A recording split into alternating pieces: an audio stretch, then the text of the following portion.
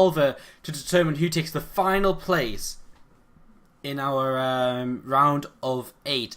They will join Tefel, Adominus, Patience, Complain, Waka, DMC and Nurture in the top 8 of the tournament. And that will be probably, we might even try to get it started later this week. Wouldn't that be exciting? Finally get the Summer League moving at a decent pace. That'd be great. So yeah, we'll maybe try to do that later this week even. So guys, I hope you're ready to go into this next series, as we are already in game on Deadwing for map number 1. Finally, a bit of deviation here tonight. In the lower right hand corner, we have our blue town player from Cascade. Let's hear some cheers for Cass. If he makes it through into the Summer League round of 8, we will have 2 Terran players, 3 Protoss players, and 3 Zerg players, and hence balance will be restored. Wouldn't that be awesome as well? Answer: yes, it would be awesome. Okay, so this is Cass in the bottom right hand corner. In the other right hand corner, the imaginary gaming player from Russia. He is Revolver. And we'll see what he's going to get up to this game. We already saw him versus Cass. Now, first match of the night. If you guys missed that, it was pretty good. It was a pretty good series. All games over 15 minutes long. 2-1 for Cass in the end. So, very, very exciting times. A hatchery first into pool for Revolver. Nothing surprising there. Cass has already got a barracks down and is opening up with a Reaper. So Reaper on the way, and we're getting started and set to go into the real action of this game here on Deadwing for our 5th and final series of the evening. How is everyone doing? Again in the chat, hope you're all doing well. Really, really do hope you're all doing well. If you're doing well, be like, woo, yeah, woo, what's up? Just try to kill some time. Yeah, it's one of them. I always say this, but I don't always say this. Some days I can talk about shit and just miss everything at the start of every game because I'm talking rubbish and nonsense, like non-stop. But today is one of them days where it's just a little bit like, well, I don't have all that much to say. I could give you guys my presentation on the proximity effects between skirmions and superconductors, which I gave today, but I don't think that would be all too interesting at all. It'd probably force the viewer count to like half or something. So yeah, there's that. Reaper being chased away here by these Zerglings, and is actually very close to going down. He has to be careful because the Queen's out. I think he's going to lose the Reaper.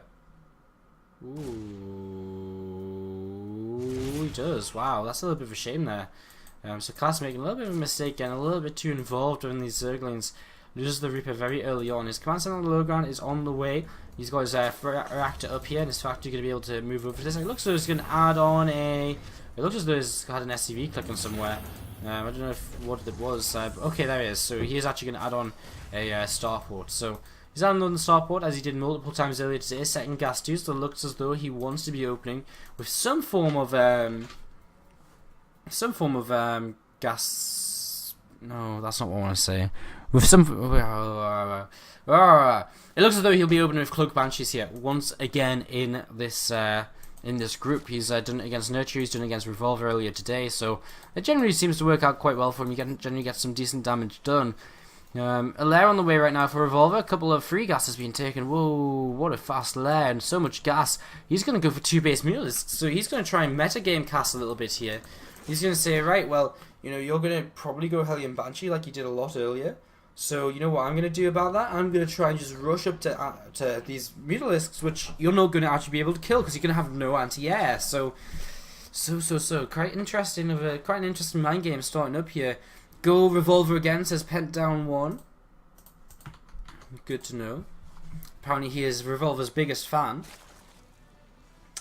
Shout out to Super Divinesia, who has hit the follow button in the last, I don't know how long ago it was a little while ago.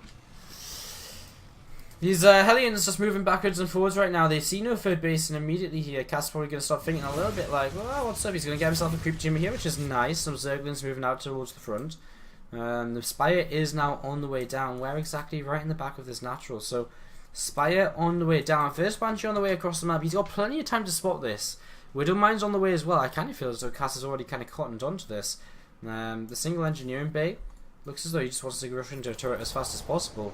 So let's see how this Banshee does as it is heading across the map. And this is going to be our first look at how much damage Cass is going to do, and see whether he's going to actually spot this Spire in the back of the mineral line at the natural. It looks promising so far, because if he flies out to the left now, yeah, he's going to spot it straight away. He does see this, so now, I mean, he sees how long it's building for as well, so he knows that's a Spire. There's absolutely no doubt in his mind about it, I'm sure about it. So immediately here, he knows there's a Spire, he knows what's up, he's already actually got mines positioned around his base. He's going to start adding on turrets in his mineral lines next to his production. Cass is going to be completely fine here. His extra barracks are on the way. His marine camp will start rising rapidly very shortly. And Revolver's early tech into Mutalisks is not going to work out for him at all. 9 meters on the way. I mean, he will be able to clean out these Banshees, which is nice, which is great.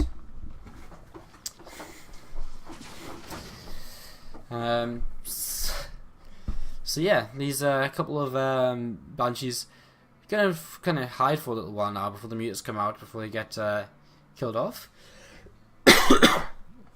Again, I apologise, my cough. Unrelentless tonight. Unrelenting, maybe that's a better way of saying it. Hellions are found by the Mutalisks on the tower, so they're not going to achieve too much more in this game, apart from blowing up in multiple ways and leaving a bunch of trash on the ground. Widow Mine here at the front of the natural is actually not burrowed just yet, so that's a little bit of a mistake there by Cass. He's got a good coverage though into his main base. Revolver has to be very, very careful about this. If we follow the Mutalisks, in fact, should we look at Revolver's vision?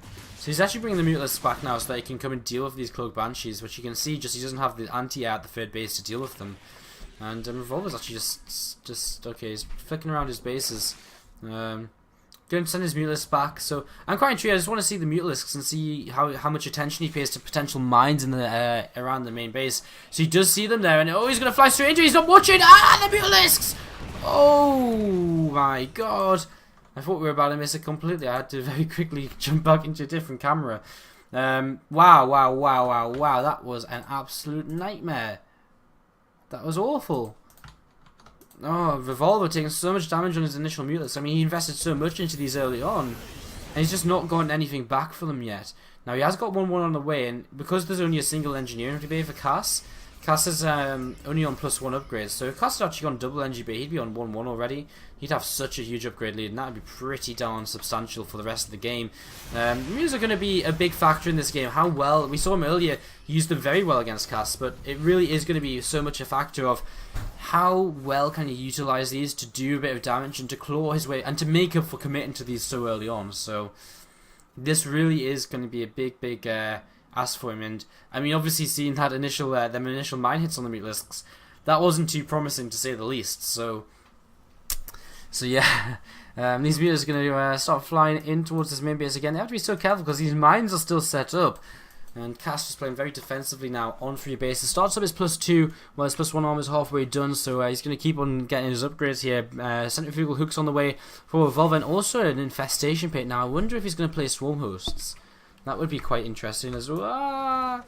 Mutalisks getting a little bit caught there. The Overseer taking most of the damage actually, so Mutalisks not really taking all too much damage. So yeah, Cass is coming actually onto the edge of the creep right now. Comes onto the edge of the creep. He's going to be able to scan and start cleaning out some of these creep tumors. If he would like to, if he's got a scan. Does he not have a scan? He does. There we go. Scan comes down. Starts cleaning out some creep tumors, and he's got his minefield set up, and well, Revolver's actually thinking about coming in for a fight. He doesn't really have all too much, depends how good the mine hits are more than anything. Some Lings positioned to deal with drops, a couple of Banshees which are still alive. Really? These are still alive? Wow, so a couple of Banshees are going to try and come around the left hand side of the map and get a little bit of extra damage done before they, basically their final mission.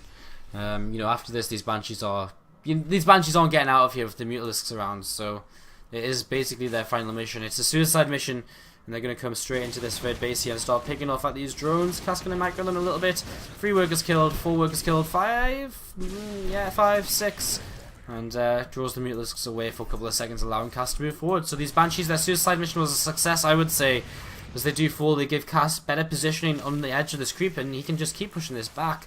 So much Ling Bane though from Revolver. Same forward a few units here. Cass just looking to try and pick off some Bane lanes.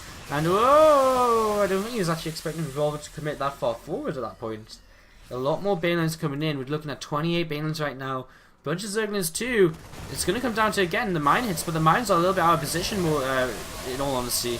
So these mines aren't really going to do all too much, and Cass actually gets cleaned up relatively easily here, and loses almost all of his medevacs in the process. He does bait the meters into a single mine. He uses all of his medevacs. Wow. Not so great of a trade for Cass there. I did think he was sticking around a little bit too long, just kind of sitting there waiting. So he really needed to kind of pull back a little bit sooner, I think. Yeah, just he got completely demolished there. Now he's in a little bit out of position again. He's going to have to burrow these mines. He does have drilling claws, which does help. He uses a split! And here we go, the split's starting to come in. This is actually really nice off of a creep. It becomes so much easier for him. Trail of units just coming forwards here. Mutalisk spotted by the tower, so he will know that these mutants are to the right hand side of the map as he's trying to establish a fourth base. Has to be careful about this. These mutants could potentially kill that off. And coming in right now, he's going to pick off these mules which have just dropped. I'm surprised Cass wasn't really aware of this. I mean, surely he saw. I mean, Four's actually going to come in and starts getting a pretty decent shot on one of these mules. I mean, he saw the mules were over there. It's a bit risky to drop his mules there. Orbital command coming up. And, oops, sorry. Orbital command coming up, and oh, he's going to try and drop the 4 into the main base, and he does drop there and get a shot off. He gets a shot off. Okay, I was on the Overseer. Siege Rock's been worked down so he can have easier access to his 4th base if necessary. Both players coming up to the kind of the max start point. We've actually got Ultralisks on the way here for our Zerg player. Chitinous playing about to finish up as well, or on the way for them. Adrenal Glands too. Free can start for both players as well, which is quite interesting. Very rarely we see that in his TVZ. And Cass doesn't really realise that this is kind of free base ultra, and he definitely could be punished for this. If he doesn't spot this and starts adding marauders on, he's going to get into a bit of a weird position. He is adding on concussive shells, but only 3 marauders in his entire army right now. He's moving out. I mean, the ultras are out, so the ultras are here. It's right now. It's literally just a matter of identifying them before it actually comes down to an engagement. So he's starting to add on more marauders. He starts up his 3-3 as well. Now's not really the time for Cass to attack. He's going to set up a position here in this little choke point. So this is probably the best choke point you can maybe hope to get. As these mines are going to get some huge connections, surely. Okay, I think they blew up before they actually got to do anything. Ultras are now spotted. So Cass, he sees this. He's actually lifted up so much to the high ground though, and this is huge. These ultras on the low ground are going to take so much damage for free, and I didn't even see this drop. I was thinking Cass's army is looking pretty weak once again here, but look at his position, and now Cass should just kite away the units in the back, and he should be able, you can even just pick up and get out of there. So Cass is just going to keep on doing some free damage here. Now he's going to start dropping on the high ground again. The Mutalisks have all gone down. Now a mine's going to go off on an Ultralisk. Okay, not quite as exciting as the Mutalisk, which I thought they was going to go off on. Another Mutalisk dies. He picks up once again. He's just going to keep abusing this low ground, high ground positioning. Bringing these units back as well, picking up as much as he can. 1 poor Marine or 2 poor Marines left on the low ground. And dropping off behind the minerals once again, just adding on whatever DPS he can. Cass, I mean, Revolver actually feels as though he has to re-drone right now. He just made a round of 20 drones. Drop looking as though he's going to head towards the natural. Cass really just wants to buy time to rebuild his army in such a way it's got the composition to deal with Ultralisks. So, well, Cass is going to come down here and start dropping into the back of this natural, maybe. Revolver will actually pull back to start dealing with this. So a little bit more damage going to be done here. Can he get the queen? Not quite. And Cass, he's selecting these units, so he's going to be able to pick up and get out. Keeps the units alive. Great little play by Cass once again. And you have to say that drop play on here has really got kind of saved him in that game, in this game so far. As he comes forward, he's about 50 supply up. He scans, he sees the army. He's just going to stare. Oh, I don't think he actually really paid that much attention to the army. Ooh, he gets a pretty nice mine shot on a lot of the Zerglings. Double drop going to come into the 3rd base once again here, guys. So Cass is just pulling his opponent left, right, and center. Revolver taps out, and Cass takes game number 1 and moves to 1 map away from advancing to the quarterfinals of the SC2 Improved Summer League 2040.